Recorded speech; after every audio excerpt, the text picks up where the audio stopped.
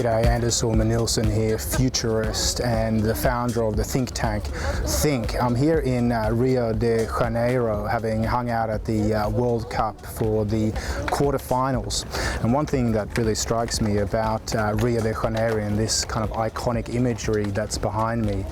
is the fact that people have travelled from all over the world to attend what's the biggest sporting event in the world, aside from the Olympics.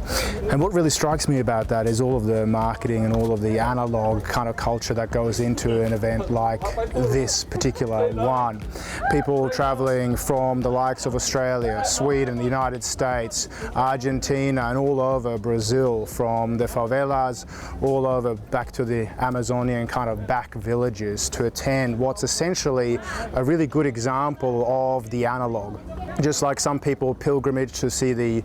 Christ statue behind me of Christ the Redeemer, other people go here for a more sort of secular event, which is the World Cup. And as we've been hanging around at the Fan Fest, observing matches going to the quarterfinal between France and Germany, what we really see is this sort of national pride that's on display during the World Cup. A real festivity, a real party, a real coming together, and a real fight against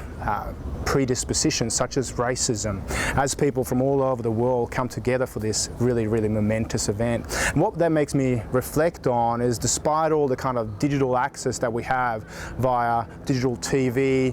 YouTube, we have of course satellite television, there's nothing like really being there. The sense of pride, joy is something that really connects with our analog hearts, and this is perhaps why the World Cup engages millions and millions of peoples around the world, not just to pilgrimage to this secular event,